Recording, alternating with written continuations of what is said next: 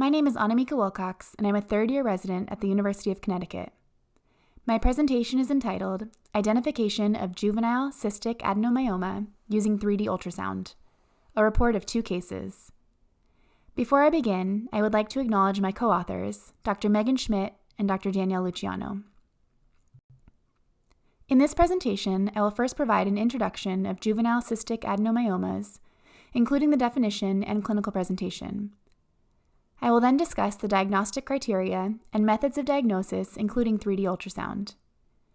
Next, I will present 2 case studies of juvenile cystic adenomyomas, including the clinical presentation, imaging, and surgical treatment. Lastly, I will end with some final thoughts and takeaway points. Uterine adenomyosis is a benign disease that is characterized by ectopic endometrial tissue within the myometrium. It is typically found in multiparous women above the age of 30 and most often presents as diffuse disease. Focal or nodular adenomyosis, especially the cystic variant, is very rare, especially in adolescent patients. Juvenile cystic adenomyoma, referred to as JCA, is defined as a non-communicating cystic lesion that is accompanied by an otherwise normal uterus. It is a form of adenomyosis found in young women who typically present with dysmenorrhea, menorrhagia, and pelvic pain. Due to its rarity and nonspecific clinical presentation, it is often misdiagnosed as a non-communicating uterine horn or adnexal mass. Obstructive uterine anomalies are also included in the differential diagnosis. However, it is important to remember that patients with JCA have a normal uterine cavity. The diagnostic criteria for JCA were defined in 2009 based on a series of 9 patients undergoing laparoscopic management. The criteria included age less than 30 years, presence of a cystic lesion that's greater than or equal to 1 centimeter in diameter, which is independent of the uterine lumen and covered by hypertrophic myometrium on diagnostic images. And lastly, it must be associated with severe dysmenorrhea. Diagnosis can be suspected on transvaginal ultrasound or MRI. However, it can be difficult to differentiate a JCA from a non-communicating rudimentary uterine horn. In these cases, it has been recommended that hysterosalpingogram be performed to make the distinction, since both fallopian tubes are patent in patients with JCA. In this diagram, you can see a normal uterus without pathology on the left upper corner, compared with examples of a non-communicating rudimentary uterine horn in the middle of the screen, and a uterus with a juvenile cystic adenomyoma on the right-hand corner. As you can see in the image with a JCA, the uterine cavity and fallopian tubes both appear normal. The use of 3D ultrasound is an alternative and less invasive technique that can be used. However, case reports and reference images are limited. Correct diagnosis is imperative, as the only therapeutic option for these patients is complete surgical resection. Minimally invasive surgery via laparoscopic removal is generally advised to preserve fertility. The following are 2 cases of JCA diagnosed using 3D ultrasound.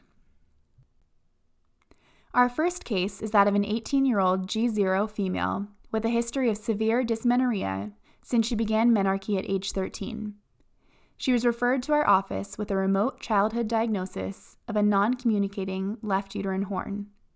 She had been on oral contraceptive pills for presumed endometriosis and also tried a hormonal IUD. However, she continued to experience painful periods.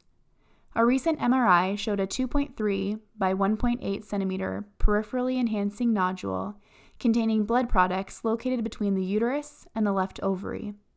The uterus and ovaries appeared otherwise normal. We performed a transvaginal ultrasound, which showed what appeared to be a cystic adenomyoma measuring 1.8 by 2 centimeters in the left fundal region of the uterus.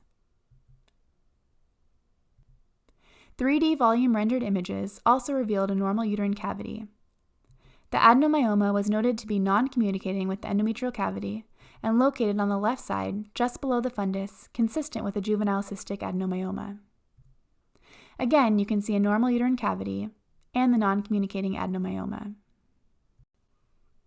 The patient elected to undergo diagnostic hysteroscopy and laparoscopic resection of the adenomyoma. On hysteroscopy, the IUD was visualized and noted to be in the proper position. We also noted a normal-appearing endometrial cavity while visualizing both ostia. On laparoscopy, the adenomyoma was visualized on the left side of the uterus, just below the uterine fundus. The bilateral fallopian tubes and ovaries were normal in appearance. Dilute vasopressin was injected into the serosa over the cystic adenoma. Monopolar scissors were then used to cut into the capsule of the adenomyoma. Old blood was evacuated from the adenomyoma. The cystic region was irrigated. The cyst wall was removed, leaving behind only normal myometrium. The myometrial defect was then closed in 2 layers of vicral suture to reapproximate the muscularis and then the serosa. Chromoperturbation revealed bilaterally patent fallopian tubes, and pathology confirmed the diagnosis of adenomyoma.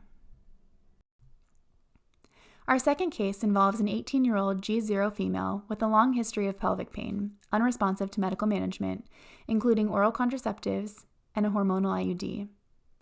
She was referred to our office for evaluation of what was thought to be a left-sided endometrioma. We performed a transvaginal ultrasound, which confirmed a cystic mass measuring 3.47 centimeters by 3.59 centimeters. However, it appeared to be within the left side of the uterus.